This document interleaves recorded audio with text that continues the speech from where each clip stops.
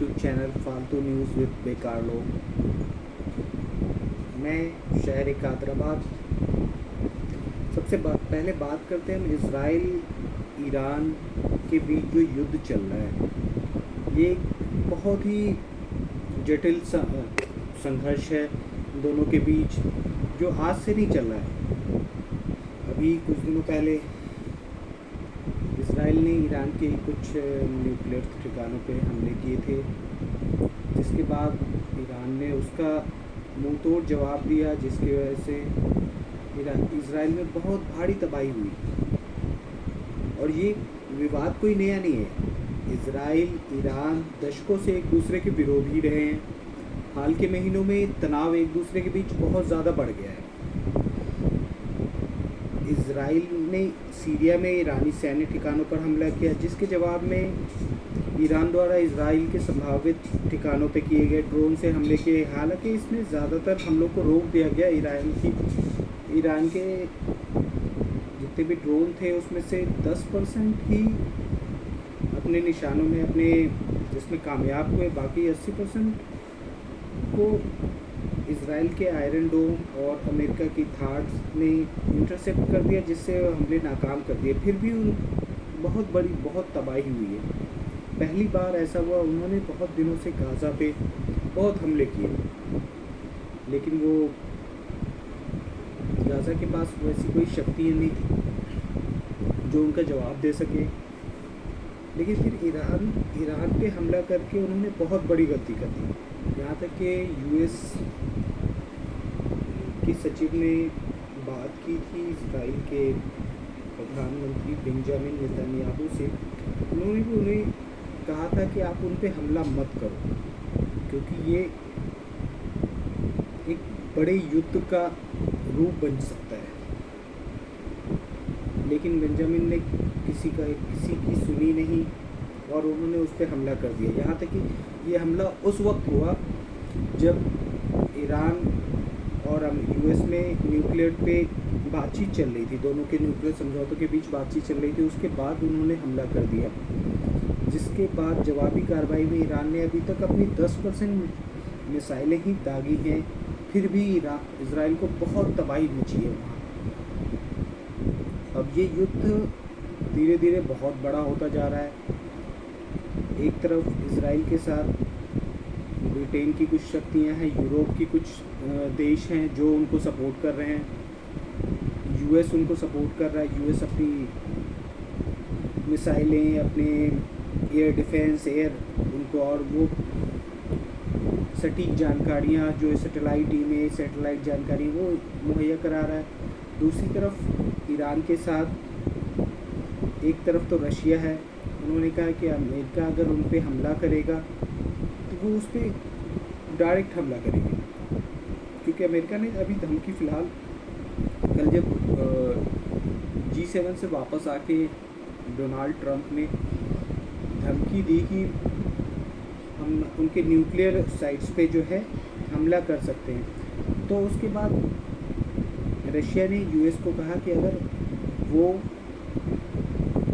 US अगर Iran के nuclear sites पे हमला करेगा तो हम भी उनको पे न्यूक्लियर साइट्स पे हमला कर सकते हैं। लेकिन ये तो कहना बेवकूफ़ी होगी कि रशिया अमेरिका पे न्यूक्लियर वार करेगा, क्योंकि अमेरिका पे वो हमला नहीं करेगा। वो करेगा अपने जिनके साथ उनकी लड़ाई चल रही यूक्रेन पे वो न्यूक्लियर साइट्स पे हमला कर सकता है, न्यूक्लियर बम गिरा सकता है, जिससे बहुत बड़ी तबाही। और एक तरफ चाइना है, वो भी नहीं चाहता कि ईरान जो एक मिडिल ईस्ट में एक वैसी कंट्री है जिसको सब चाहते हैं, उसके तेल, उसके ऑयल रिसोर्सेज, उसके पोर्ट, उसकी जो बनावट है वो सारे देशों को बहुत सी चीज़ों में आसान कर देती है। रास्ता चाहे वो कुछ और, वो सब आसान कर देती है, जिसकी वजह से उस पर सब कब्ज़ा करना चाहते हैं। इसराइल चाहता है कि मुस्लिम कंट्री है, इसको हम ख़त्म कर दें, और अमेरिका चाहता है कि वहाँ पे सत्ता पलट हो जाए, इस्लामिक कंट्री से वो हट जाए। लेकिन चाइना और रशिया चाहते हैं कि अमेरिका का उस पर हक ना बन पाए, उसकी हुकूमत ना चले, जिसकी वजह से ये युद्ध जो है बढ़ता जा रहा है और सारी ताकतें एक दूसरे को जो है लगी हुई हैं। कैसे इस युद्ध को हम बंद कर सकते हैं, कैसे सीज़ फायर कर सकते हैं, सब लगे हुए। लेकिन अभी फ़िलहाल तो ऐसा नहीं लग रहा है कि हम ये युद्ध जल्दी जो है बंद हो जाएगा। ये बढ़ता ही जा रहा है अभी। और जहाँ तक अमेरिका के राष्ट्रपति डोनाल्ड ट्रंप की बात है, वो हमेशा कहते रहते हैं कि वो ऐसे कुछ भी कह देते हैं। आपने उनका भाषण सुना होगा, उनके रिसेंट ट्वीट्स पढ़े होंगे। वो कभी कहते हैं कि हम जो है ईरान को पूरा खाली कर दिया है, ईरान पे हमारा कब्ज़ा हो गया, ईरान के हवाई एयर स्पेस पे हमारा कब्ज़ा हो गया। लेकिन अगले ही पल ईरान जो है उन पर हमला कर देता है। ईरान इजराइल पे उनके F-35 विमान जो है उनको गिरा देता है। तो अगर उनका कब्ज़ा है तो फिर ये विमान कैसे गिर रहे हैं, ये सोचने वाली बात है। और दोनों की इजराइल और ईरान के बीच जो युद्ध हुआ था, इसकी शुरुआत 1979 में, अगर मुझे याद है सही से नहीं तो 1979 में ये युद्ध हुआ था।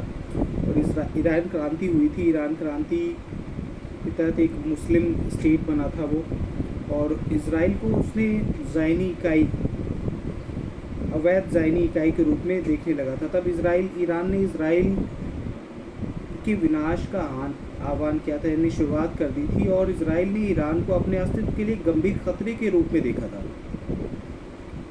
इस बढ़ते तनाव ने अंतर्राष्ट्रीय समुदाय में गहरी चिंता पैदा कर दी है। अब फिलहाल अभी का जो की न्यूज़ जो आ रही है, हम वीडियो तो नहीं दिखा सकते क्योंकि यहाँ पे हम मिसाइल वगैरह कुछ भी दिखाएंगे तो यूट्यूब वीडियो डाउन कर देता है। सीधी बात, मैं एक छोटा मोटा यूट्यूबर हूँ, कोई बड़ा चैनल नहीं है।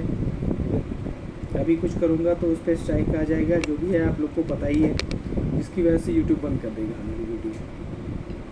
तुम ज़्यादा कुछ दिखा नहीं सकते, या हम आपको बीच में कुछ जैसे ये आप ट्वीट्स है कुछ वो दिखा देते हैं, उनका लिंक मैं डिस्क्रिप्शन में डाल दूँगा, जिसे आप देख सकते हैं। फ़िलहाल आगे क्या होता है, हर एक अपडेट के लिए आप हमारे न्यूज़ चैनल को सब्सक्राइब कर सकते हैं, बेल आइकॉन को दबा दें, जिससे आपको सारी जानकारियाँ जैसे हम अपडेट करेंगे वो आपको मिल जाएंगी। आज के लिए इतना ही। Thank you so much. नमस्कार।